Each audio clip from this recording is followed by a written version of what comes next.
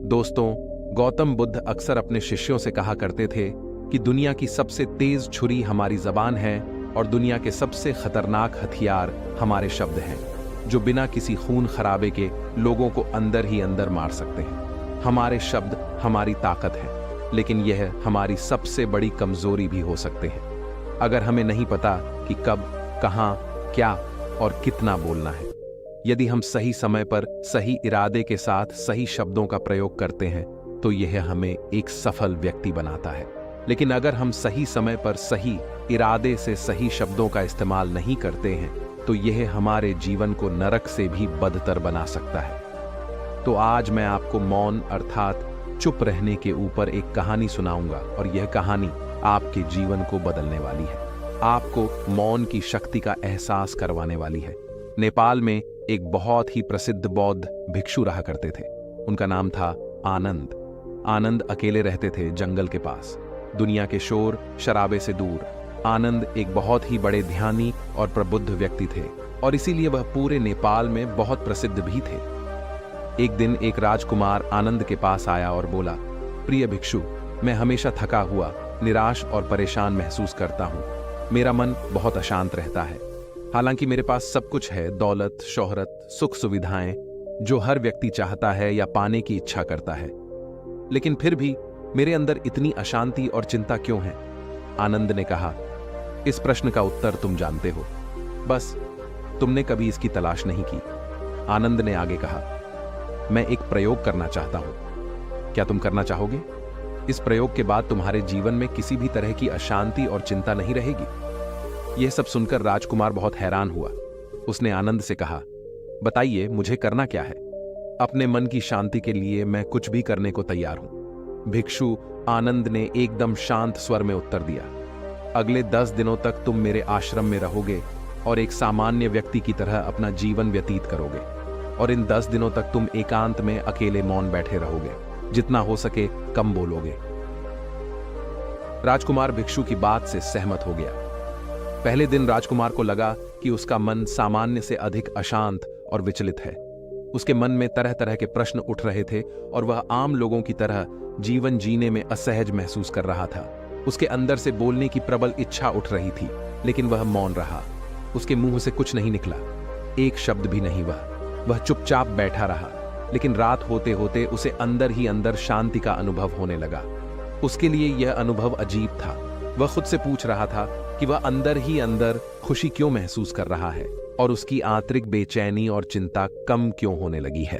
अगले दिन राजकुमार एकांत में चुपचाप बैठा प्रकृति को निहार रहा था, पौधों को, फूलों को, आकाश में उड़ रहे पक्षियों को। वह अपने जीवन में पहली बार महसूस कर रहा था कि उसके आसपास की प्रकृति कितनी अद्भुत है। वह दिन भर प्रकृति की सुंदरता को देखता और उसकी शांति को महसूस करता रहा। इस तरह से एक हफ्ता बीत गया और अब तक उसके मन की सारी बेचैनी, सारी हलचल, सारी उथल पुथल और सारा तनाव एकदम गायब हो गया था। 8वें दिन की सुबह राजकुमार फिर से एकांत में बैठ गया और कुछ ही मिनटों में उसकी आंखें अपने आप बंद हो गईं और वह गहरे ध्यान में चला गया। वह पूरे दिन वहीं आंखें बंद किए बैठा रहा और गहरे ध्यान में डूबता चला गया। न कोई शब्द, न कोई चिंता। राजकुमार भीतर से असीम शांति और आनंद से भर गया। राजकुमार अपने बाकी के 2 दिन इसी तरह गहरे ध्यान में व्यतीत करने के बाद 11वें दिन आनंद के सामने प्रस्तुत हुआ और आनंद को प्रणाम करके बोला, प्रिय भिक्षु, मुझे उत्तर मिल गया कि मेरे मन में इतनी उथल पुथल और चिंता क्यों थी। मैं जान गया कि मेरा मन इतना अशांत और विचलित क्यों था। आनंद ने मुस्कुराते हुए पूछा, बताओ क्या उत्तर मिला तुम्हें? राजकुमार ने कहा, मैं आवश्यकता से अधिक बातें करता था। मैं किसी पर भी अपने शब्द और ऊर्जा व्यर्थ करता था। मैं दिन भर अपने लोगों से फालतू की बातें करता रहता और फिर उन्हीं के बारे में अकेले में सोचता रहता और ज्यादातर समय नकारात्मक ही सोचता।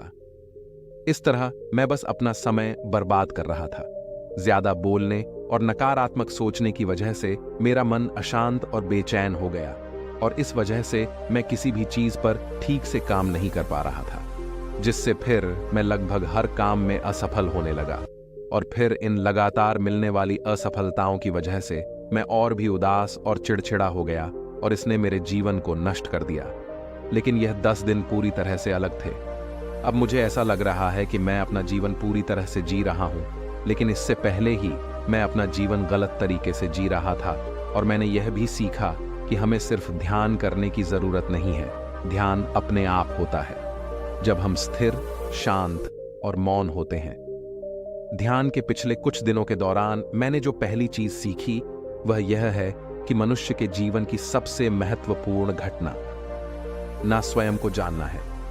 यह सुनकर राजा ने कहा, सिर्फ तुम ही नहीं, दुनिया में ज्यादातर लोग जरूरत से ज्यादा बोलते हैं। आज भी लोग ज्यादातर समय केवल एक दूसरे को नीचा दिखाने के लिए ही बोलते हैं। कुछ लोग न चाहते हुए भी बातें करते हैं और अपना जीवन बर्बाद कर लेते हैं। आनंद ने राजकुमार को मौन का महत्व समझाते हुए कहा। एक बार गौतम बुद्ध से उनके शिष्यों ने पूछा, प्रिय बुद्ध, आप ज्यादातर समय चुप क्यों रहते हैं? बुद्ध ने कहा, क्योंकि मौन में अपने भीतर अनंत शांति की गहराइयों में होता हूं। मौन अपने भीतर उतरने की पहली सीढ़ी है। मौन के बिना स्वयं को जानना संभव है। स्वयं को जानने और समझने का पहला नियम है कि मौन हो जाओ। उतना ही बोलो जितना अत्यंत आवश्यक हो। जिसके बिना चल जाता हो उसे छोड़ दो, उसे मत बोलो, और तुम अचानक पाओगे कि 90% से ज्यादा तो व्यर्थ का है। न बोलते तो कोई नुकसान न था, बोल के ही गलती कर दी। दुनिया की 90% मुसीबतें कम हो जाएं अगर लोग थोड़ा चुप रहें। झगड़े फसाद कम हो जाएं, उपद्रव कम हो जाएं, अदालतें कम हो जाएं अगर लोग थोड़ा चुप रहना सीख लें। संसार की बहुत सारी समस्याएं, बहुत सारा उपद्रव सिर्फ बोलने से पैदा होते हैं। सारी बात मौन सीखने की है। जब तुम नहीं बोलते तब तुम एकांत में अकेले हो गए। भरे बाजार में भीड़ में खड़े हो नहीं सकते।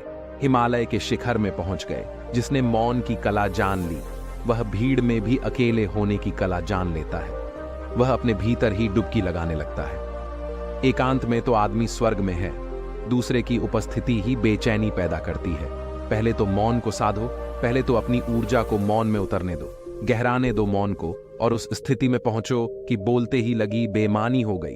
जब दूसरों की मौजूदगी से तुम उपजाऊ परेशान हो जाओ तो उचित है कि आंख बंद कर लो और अपने में खो जाओ। वहां से पाओगे ताजगी, क्योंकि तुम्हारे जीवन का स्रोत वहीं छिपा है। वह किसी दूसरे में नहीं, तुम्हारे भीतर है। तुम्हारी जड़ें तुम्हारे भीतर हैं। आखिर कौन तुम्हें तुम्हारे भीतर लेकर जाएगा? कोई नहीं। तुम्हें स्वयं ही अपने भीतर उतरना पड़ेगा। इसीलिए अपने भीतर जाओ। वहीं परम राज है। जीवन का वहीं स्रोत है। आनंद का वहीं से जन्म हुआ है। वहीं मौत में डूब जाओगे। वहीं तुम्हारा सूर्य उगा है, वहीं से अस्त होगा। उसमें बार बार डुबकी लो। जब भी तुम डुबकी लगाकर लौटोगे वहां से तुम पाओगे फिर ताजे हुए, फिर जीवन की नई संपदा मिली, फिर नई शक्ति का जन्म हुआ। थकान गई, उदासी गई, चिंता गई। जैसे कोई स्नान करके लौटता है तो शरीर शीतल हो जाता है, शांत हो जाता है। ऐसे ही जब कोई भीतर से होकर वापस आता है, मौन में स्नान करके लौटता है, तो समस्त अस्तित्व, समस्त व्यक्तित्व शांत और मौन हो जाता है, आनंदित हो जाता है। जब तुम आंतरिक मौन की उस पराकाष्ठा पर पहुंच जाओगे तब तुम पाओगे कि बोलने से भी तुम्हारा मौन खंडित नहीं होता, वह बना ही रहता है। उसकी एक अंतर्धारा लगातार तुम्हारे भीतर बहती रहती है। तुम बोलते तो हो लेकिन अपने से छूटते नहीं। तुम शब्द का उपयोग भी करते हो लेकिन तुम्हारे मौन को खंडित नहीं कर पाते। एक बार गहरे मौन में स्थिर हो जाओ, फिर तुम्हारी वाणी में भी सुगंध आ जाएगी, फिर तुम्हारी वाणी में भी एक विशालता आ जाएगी। तुम्हारा बोलना संगीतपूर्ण होगा, तुम्हारा बोलना सत्य होगा। तुम बोलोगे तो दूसरों पर भी शीतलता छा जाएगी। जैसे ही तुम अंदर से चुप होते हो, तुम इतने शक्तिशाली होने लगते हो कि समाज की निर्भरता तुम छोड़ने लगते हो और तुम्हारे जीवन में एक मस्ती आती है जो केवल दीवानों के जीवन में होती है। तुम्हारे चेहरे पर एक नई रौनक आ जाती है। तुम्हारी आंखें किसी और ही ओज से भर जाती हैं और तुम अनंत शांति के समुद्र में डूबने लगते हो। इतना कहकर भिक्षु जी ने अपनी बात खत्म की और वह मौन में चले गए। राजकुमार उनका धन्यवाद कर अपने महल वापस चला गया।